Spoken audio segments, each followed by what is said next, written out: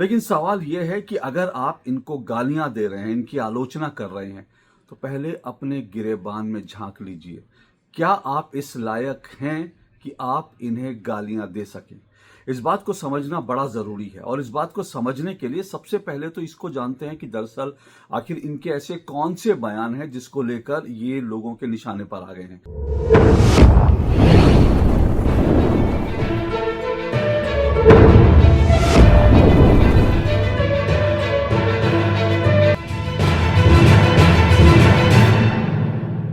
इन दिनों कथावाचक अनिरुद्धाचार्य और प्रेमानंद महाराज खासे सुर्खियों में हैं। सुर्खियों में क्या, यूं कहना चाहिए कि ये लोग कुछ लोगों के निशाने पर हैं। कुछ लोगों के क्या, काफी लोगों के निशाने पर हैं। कुछ लोग इन्हें कह रहे हैं कि ये लोग ढोंगी बाबा हैं। कुछ लोग कह रहे हैं ये कथावाचक हैं, संत नहीं हैं। इन्हें इस तरह से किसी को चारित्रिक सर्टिफिकेट यानी कैरेक्टर सर्टिफिकेट बांटने का आखिर क्या अधिकार है। तो कुछ लोग इन्हें बाकायदा भर भर के गालियां दे रहे हैं, भर भर के गालियां दे रहे हैं। आज इस पर चर्चा जरूरी है। आखिर कौन लोग हैं ये जो कथावाचकों को गाली दे रहे हैं, और सवाल यह है कि क्या आपको इस तरह से कथावाचकों को, हिंदू कथावाचकों को गाली देने का अधिकार है? ये बात ठीक है कि आप इनके कुछ बयानों से सहमत नहीं हो सकते, इनके बयानों से असहमत हो सकते हैं, लेकिन सवाल यह है कि अगर आप इनको गालियां दे रहे हैं, इनकी आलोचना कर रहे हैं, तो पहले अपने गिरेबान में झांक लीजिए। क्या आप इस लायक हैं कि आप इन्हें गालियां दे सकें? इस बात को समझना बड़ा जरूरी है और इस बात को समझने के लिए सबसे पहले तो इसको जानते हैं कि दरअसल आखिर इनके ऐसे कौन से बयान हैं जिसको लेकर ये लोगों के निशाने पर आ गए हैं। और इसमें मीडिया भी खूब बढ़ चढ़कर भूमिका अदा कर रहा है। आज मैं एक चैनल देख रहा था जिसमें बाकायदा आधे घंटे का एक प्रोग्राम बना रखा था, जिसमें अनिरुद्धाचार्य महाराज को लेकर कई तरह की बातें कही गई थी कि ये रील बनाते हैं और इनको रील बनाने का इतना शौक हो गया है, इनको रील बनाने से पैसे कमाते हैं और इसलिए जो है इनको इस तरह के बयान देते हैं ताकि इनकी और रील फेमस हो और रील जो है प्रचलित हो, और इस तरह से जो है अपने आप को चर्चित करने के लिए इस तरह के बयान देते हैं और मीडिया को लेकर ये बकवास करते हैं। तमाम तरह की चीजें थी, इन सब पे बात करूंगा, लेकिन उससे पहले ये समझना जरूरी है, जैसे मैंने कहा, कि इनके कौन से बयान है जिसको लेकर ये विवाद खड़ा हुआ।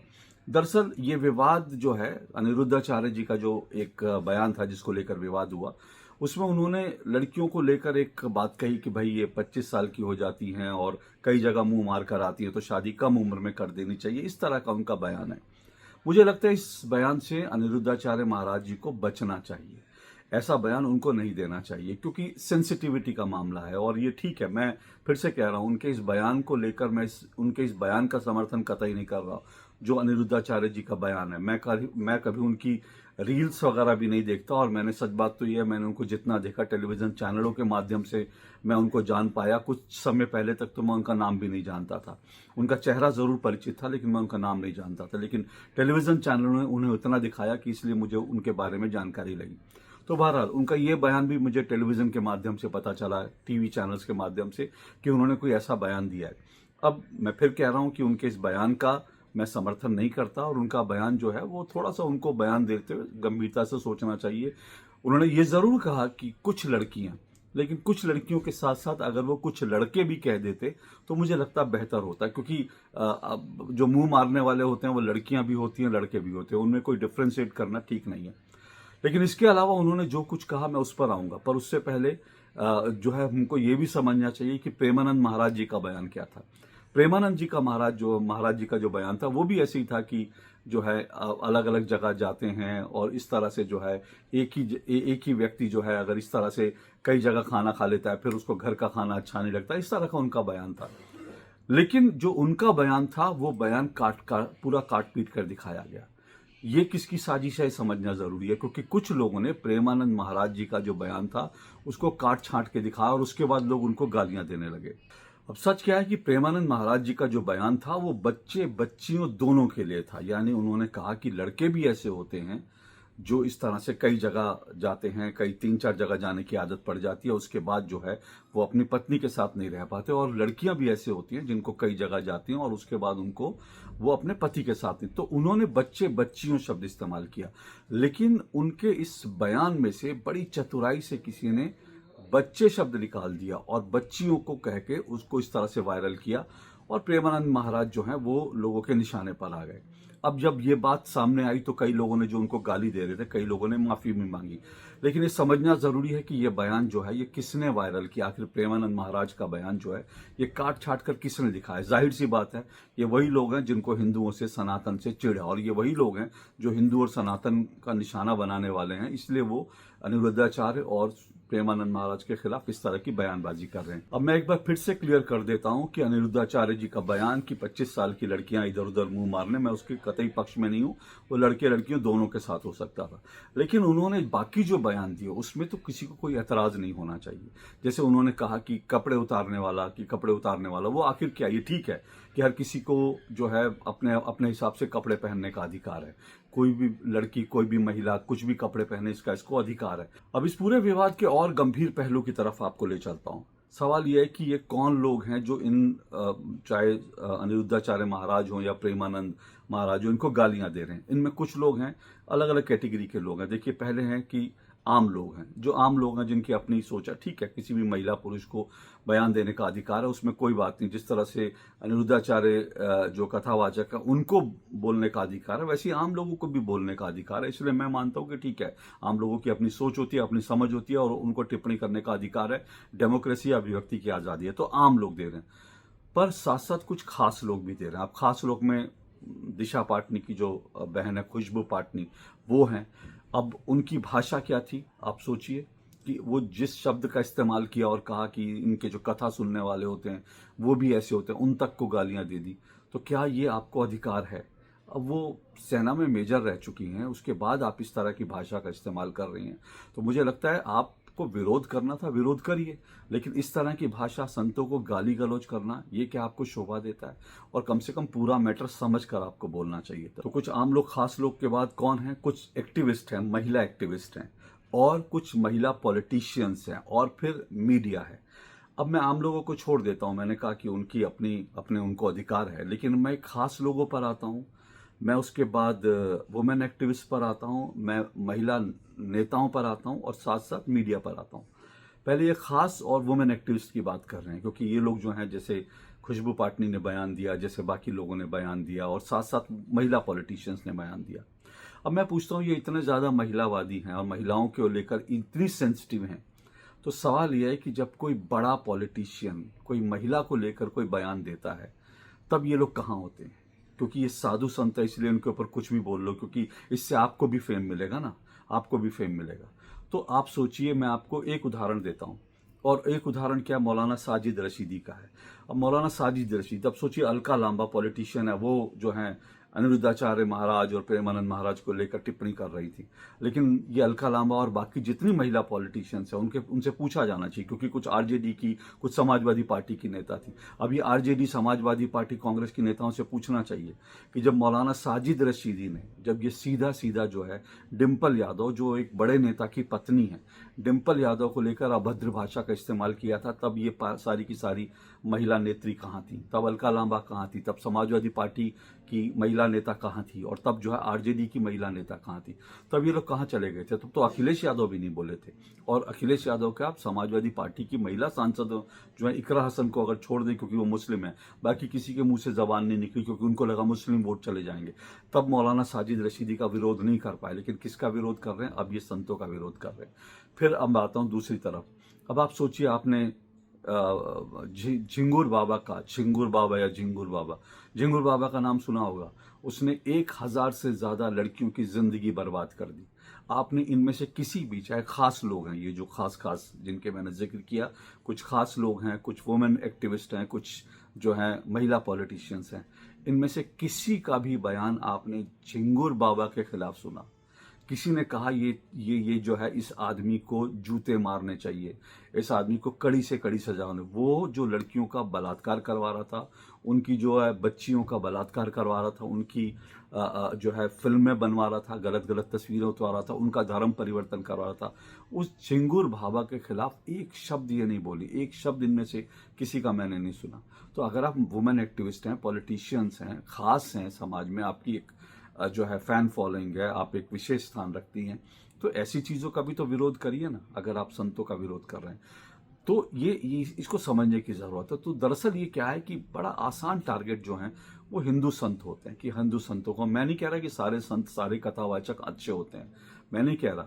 और मैं तो बहुत ज़्यादा कथावाचकों को तो मैं बहुत सुनता भी नहीं, मैं संतों भी बहुत गिने चुने संत हैं जिनको जिनको मैं मानता हूँ, लेकिन मैं मानता हूँ कि ये जो है दरअसल हिंदुओं को, सनातन को टारगेट करने के लिए ये संतों का बहाना बना लेते हैं, संतों को निशाना बना लेते हैं। इसी तरह से जो है बागेश्वर बाबा को भी इसीलिए निशाना बनाया गया क्योंकि वो जो हैं वो हिंदुत्व की बात करते थे। अब जो हिंदुत्व की बात करेगा, जो धर्मांतरण रोकने की बात करेगा, जो हिंदुओं को एकजुट करने की बात करेगा, उसके खिलाफ इस तरह का माहौल चलाया जाता है और ये प्रायोजित होता है। इसीलिए अगर प्रायोजित नहीं होता तो प्रेमानंद महाराज का क्लिप काट करके क्यों जो है इस तरह से प्रचारित किया जाता। अब मैं मीडिया पर आता हूँ। जैसे मैंने कहा कि मैंने एक टेलीविज़न चैनल पे देखा, बड़ी बड़ी बातें चल रही थी कि ये अनिरुद्धाचार्य महाराज जो है रील बनाता है, ये करता है, वैसा ऐसा करता है, वैसा करता है, बदजुबानी करता है। तो भैया रील अगर वो बनाते हैं तो सवाल ये है कि आप क्या करते हैं। ये चैनल जो है, इसी चैनल पर मैंने पहले आपने अनिरुद्धाचार्य महाराज जो है वो कथा करते हैं और उनकी वीडियो वायरल होते हैं। उन्हीं वीडियो वायरल, जो वायरल वीडियो होते हैं, उन्हीं से आपने पहले आधे आधे घंटे का प्रोग्राम बना के खूब टीआरपी कमाई, क्योंकि आपको तब बड़ा मजा मिल रहा था, क्योंकि हींग लगे ना पेट करी। और उसके बाद जो है नोटों की बारिश आपके चैनल में भी हो रही थी। आपने अनिरुद्धाचार्य जी की जो है 3 4 5 6 क्लिप निकाली, उन क्लिप को लेकर एक प्रोग्राम बना दिया और वायरल क्लिप जो करके आपने उससे पैसा कमा लिया। तो जब आप उनकी वायरल क्लिप से पैसा कमा सकते हैं तो भैया उनको क्यों हक, उनको क्यों अधिकार नहीं है। और बहुत सारे संत, मैं फिर से कह रहा हूं, चाहे बाबा बागेश्वर हों या प्रेमानंद महाराज या बाकी लोग, ये जो पैसा कमाते हैं ये अपने धर्म को, हिंदू धर्म को और जो है समाज के लिए खर्च भी करते हैं। ये बताइए कौन सा चैनल है जो इनके क्लिप काट काट के जो है प्रोग्राम बनाता है, उससे जो है विज्ञापन लेके, टीआरपी लेके पैसा कमाता है। वो समाज के लिए कितना खर्च करता है वो चैनल मुझे बता दे। लेकिन ये लोग समाज के गरीब लोगों के लिए खर्च करते हैं। मैंने अनिरुद्धाचार्य जी का एक वीडियो देखा था जिसमें एक बच्ची जो रोते हुए कह रही थी कि मेरे माँ बाप नहीं हैं और मैं पढ़ना चाहती, तो बोला तुमको पढ़ाई हम करेंगे, तुम्हारी हम विवाह करवाएंगे, और फिर कहा कि हम स्कूल बना रहे हैं, उस स्कूल में आकर तुम पढ़ाना जब तुम पढ़ लिख जाओगे। एक अनाथ बच्ची के लिए वो कर रहे हैं ना। अब ये चैनल वालों ने कितना कर लिया, किसने जो है रील काट काट के जो वीडियो बना बना के जो उससे पैसा कमाया विज्ञापन से, उसमें कितना समाज पे खर्च कर दिया। ये संत तो समाज पे खर्च करते हैं। और ठीक है, मैं फिर से कह रहा हूं, इनके कुछ बयानों से आप असहमत हो सकते हैं, लेकिन उन बयानों से असहमत होने का मतलब ये है कि आप इनके खिलाफ मोर्चा खोल दें और बिना सोचे समझे मोर्चा खोल दें। और उसके बाद जो है, जिससे पहले आप दिखा दिखा कर पहले टीआरपी कमा रहे हैं, फिर उसके बाद दोबारा टीआरपी कमाने के लिए उनको गालियां देना शुरू कर दें।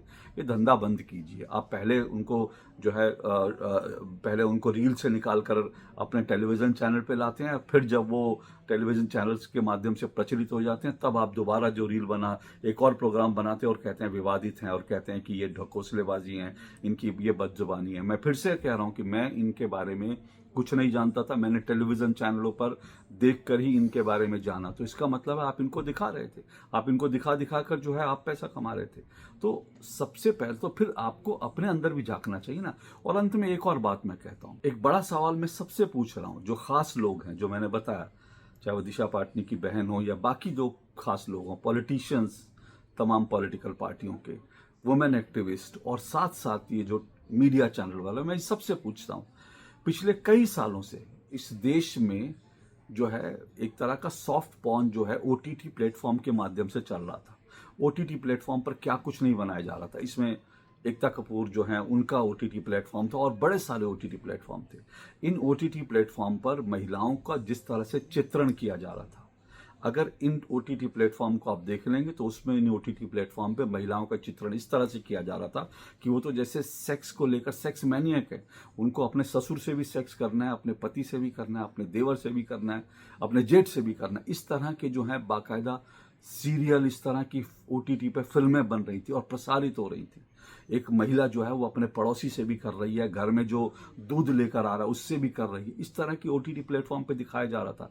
अगर आप महिलावादी हैं, अगर आपको महिलाओं की सम्मान की बड़ी चिंता है, चाहे फिर से कह रहा हूं, चाहे मीडिया हो, ये खास लोग हो, पॉलिटिशियंस हो या ये वुमेन एक्टिविस्ट हो, कितने लोगों ने आवाज उठाई। तो कुछ लोग हैं जिनको मैं जानता हूं, जो लॉयर हैं, जो एक्टिविस्ट हैं, जो इस तरह के सोशल मीडिया पर प्लेटफॉर्म चलाते हैं बॉलीवुड को लेकर। ऐसे कुछ लोग हैं जिन्होंने मुहिम चलाई।